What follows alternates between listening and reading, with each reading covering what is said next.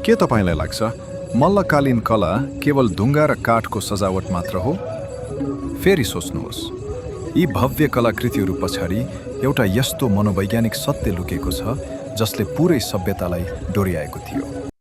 आउनुहोस्, आज हामी नेपालको स्वर्ण युग निर्माण गर्ने ती मानवीय भावना र आध्यात्मिक शक्तिबारे चर्चा गरौँ। 12औं देखि 18औं शताब्दीसम्मको मल्लकाल केवल कलाको विकास मात्र थिएन, यो आस्थाको विस्फोट थियो। यहाँ धर्म केवल पूजा गर्ने माध्यम थिएन, यो त समाजको रगतमा बगेको थियो। शिव, विष्णु र करुणामय लोकेश्वरका आकृतिहरू कलाकारका कल्पना मात्र थिएनन्, ती त मानिसका डर, आशा र मोक्ष प्राप्त गर्ने चाहनाका प्रतिबिम्ब थिए। प्रत्येक मूर्ति एउटा अनुष्ठान थियो, एउटा प्रार्थना थियो। तर के यो केवल धर्म मात्र थियो त? पक्कै होइन। यी मन्दिर र दरबारहरू शक्ति प्रदर्शनका माध्यम पनि थिए।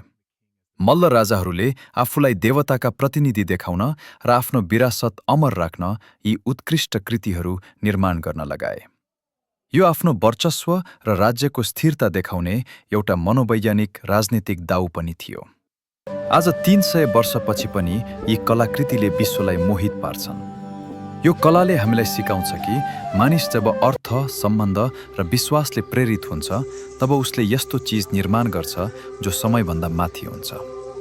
अर्को पटक कुनै मल्लकालीन मन्दिर अगाडि उभिँदा सोच्नुहोस्, के त्यो केवल कला हो या मानव मनको एउटा महान अभिव्यक्ति? यस्ता सत्य इतिहासहरू बुझ्न मन पर्छ भने फलो ओ सब्स्क्राइब गर्न नबिर्सनुहोस्।